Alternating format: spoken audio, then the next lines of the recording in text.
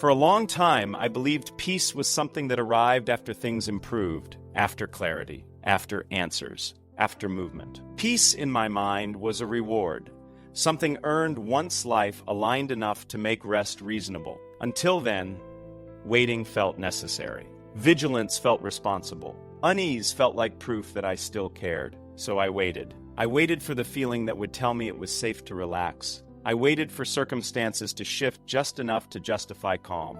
I waited for progress, for signs, for reassurance that I wasn't standing still while everyone else moved forward. But the waiting itself became exhausting. Not dramatic exhaustion. The quiet kind. The kind where nothing is technically wrong, but everything feels slightly strained. The kind where days blur together because you are always leaning toward what comes next instead of inhabiting what's here. I didn't notice it at first. Waiting had become so normal that it felt like part of my personality. I told myself I was being patient, realistic, prepared. But underneath that language was something else. A constant internal bracing. I was always preparing for the moment when life would finally allow me to settle. And that moment never arrived. Nothing collapsed. Nothing resolved. Nothing dramatically changed. Life simply continued, incomplete, uneven, unresolved, the way it often does. That's when the question quietly surfaced.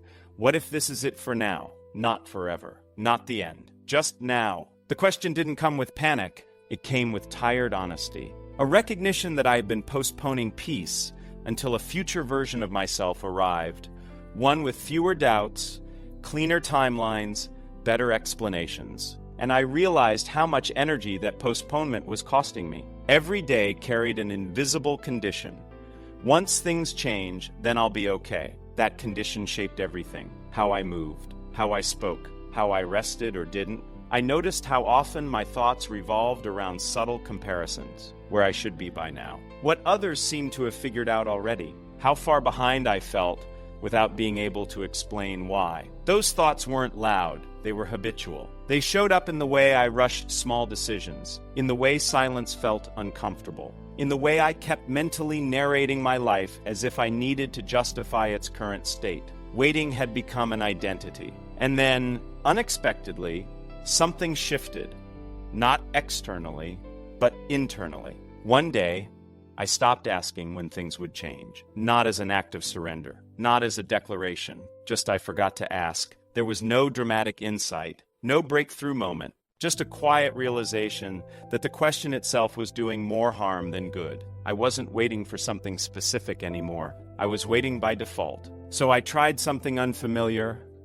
I stopped orienting myself toward resolution. I let the day exist without measuring it against progress. I let moments pass without interpreting them as signs or delays. I allowed uncertainty to be present without treating it as a threat. At first, that felt wrong, almost careless. My mind searched for something to fix, something to optimize, something to push forward. When it didn't find anything urgent, it grew restless, like it didn't trust stillness. But I stayed with it. And in that staying, I noticed something surprising. The tension didn't increase. It softened, not all at once, not completely, but enough to feel real. For the first time in a long while, I wasn't mentally elsewhere. I wasn't rehearsing explanations for my life. I wasn't framing my current state as temporary in order to tolerate it. I was just here. That's when peace entered, not as a feeling, but as a lack of resistance. I realized I'd been fighting the present moment more than the circumstances themselves.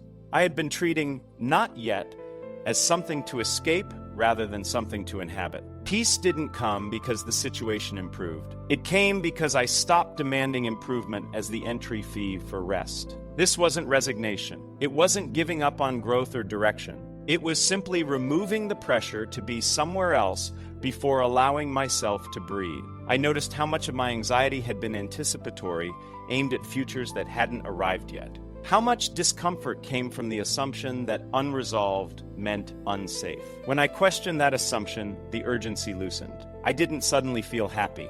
I didn't feel inspired. I didn't feel resolved, but I felt unburdened. And that was enough.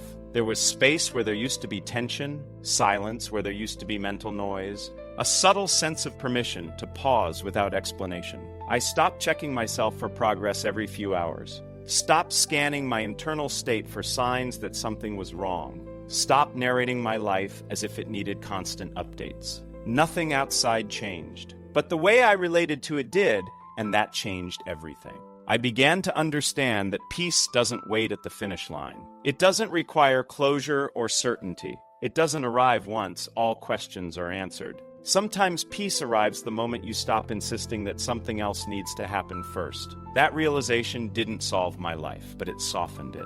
And that softness made room for something I hadn't felt in a long time: stability. Not because things were stable, but because I was no longer pushing against what was unfinished. After that first moment of loosening, I didn't trust it. Not because it felt false, but because it felt unfamiliar. Peace had always come to me with conditions attached. It appeared briefly when something went right, or when uncertainty lifted just enough to allow relief. And then it disappeared the moment life became unclear again. So when peace stayed quietly and without explanation, I waited for it to leave. I expected restlessness to return the way it always had, slowly at first, then insistently. I watched my thoughts for signs of urgency. I listened for the old internal commentary that usually rushed back in to tell me what I should be doing differently. But it didn't come. Not immediately. Not dramatically. Not at all in the way I was used to. The peace didn't deepen into something euphoric, and it didn't fade into anxiety either. It simply remained steady,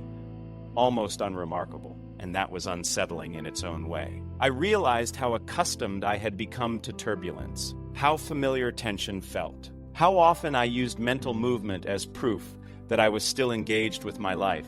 Without that movement, there was space, and in that space I had to confront something quietly uncomfortable. I didn't know how to be still without evaluating myself. My mind kept returning to old habits. It would gently suggest that maybe this calm was premature, that maybe I was settling too soon, that maybe I was avoiding something important by not pushing forward. Those thoughts weren't aggressive. They were subtle, reasonable, even. Before, I would have followed them automatically, turning stillness into analysis, peace into a problem to solve. This time, I didn't. Not because I resisted the thoughts, but because I noticed them as patterns rather than truths. They had appeared so many times before, in so many different seasons, always promising that after one more push, I would finally be allowed to rest. I had believed them every time. Now, I let them pass, and something else became clear. Peace wasn't asking me to stop caring. It wasn't asking me to give up direction or ambition. It wasn't asking me to declare my life complete when it clearly wasn't. It was simply asking me to stop withholding presence until conditions improved. That distinction mattered. I could still want growth without rushing it. I could still acknowledge uncertainty without turning it into danger. I could still move forward without dragging urgency behind me like a weight.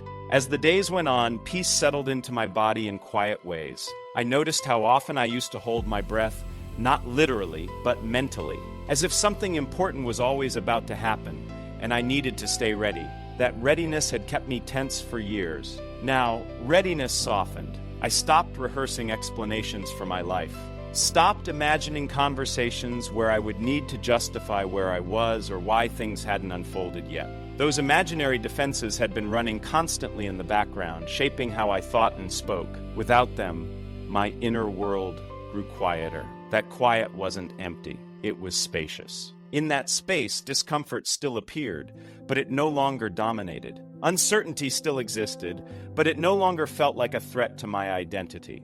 I began to understand that peace doesn't remove difficulty. It changes how difficulty is held. Before, every unresolved thing felt heavy because I was carrying it against time. I felt pressured not just by the uncertainty itself, but by the belief that uncertainty should have ended by now. When that belief dissolved, the weight changed. Waiting stopped feeling like suspension. It started to feel like ground. Ground I could stand on. Ground that didn't demand movement to remain valid.